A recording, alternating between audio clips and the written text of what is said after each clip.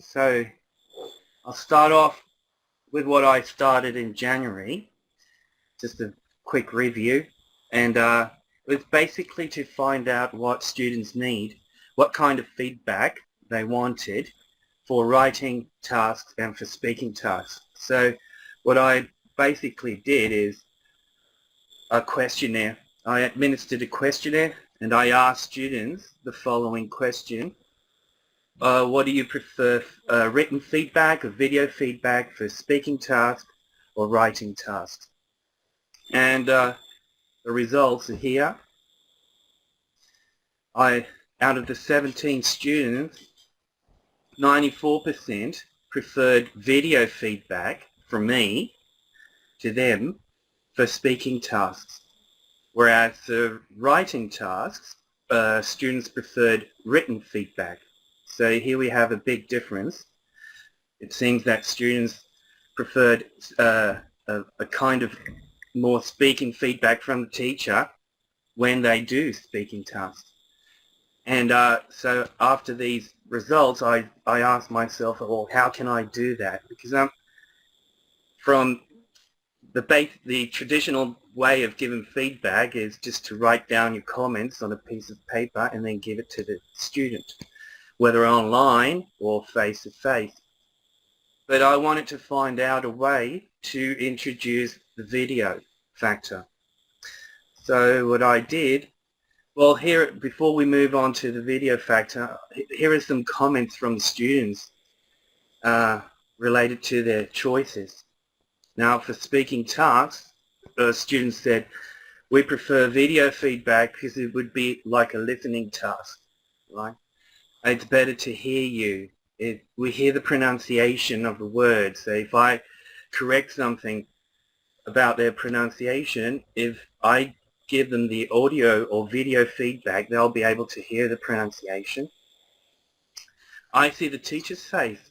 Now that's interesting too, because they want to see the teacher's face. They want to see somebody behind the audio or the written feedback. We could practice listening, so on and so forth. For writing tasks, students said they want to see the correct expression in written form. Okay, well, these are just some of the comments I collected, and this is the second part of the research.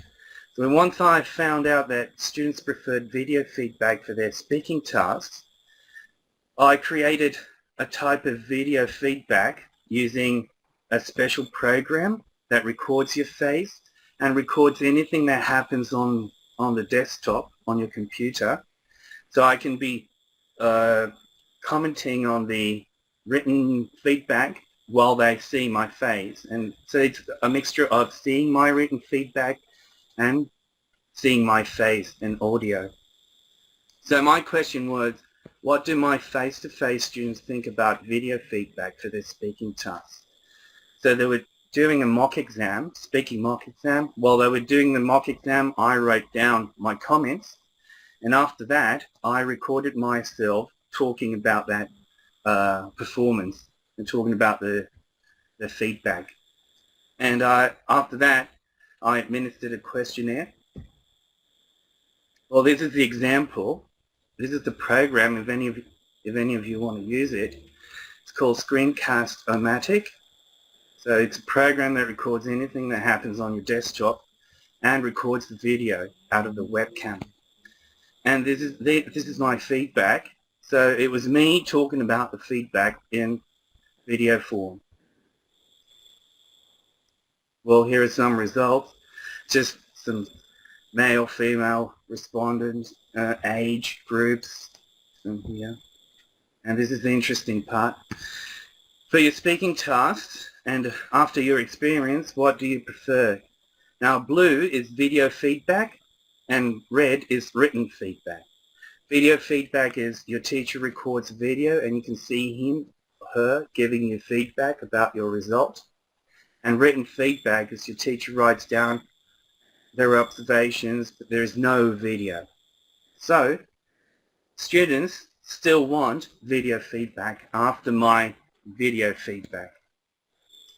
And that was pretty challenging, because if you have to do this for all the students, it's going to be time consuming. So I think my next step will be, how can I administer time, and how can I apply this strategy wisely so that I don't die in the attempt.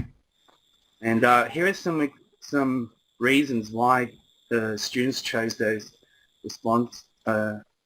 Because I can read the explanation wherever I want. This is the person who chose the written feedback. Again, this is the video because he can explain better pronunciation mistakes. I prefer video to written because I can hear how to pronounce some words.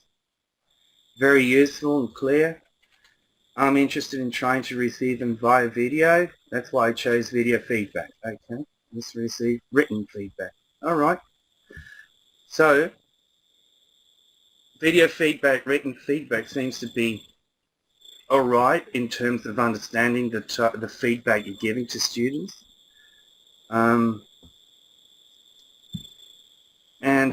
Just to finish off, just a little metaphor. I started in January asking a question, moved forward, but it looked like I was moving in circles, like you're not really moving forward, but you are, because you're asking a new question, and it's about the same topic, but slightly different, and that's what makes you move forward.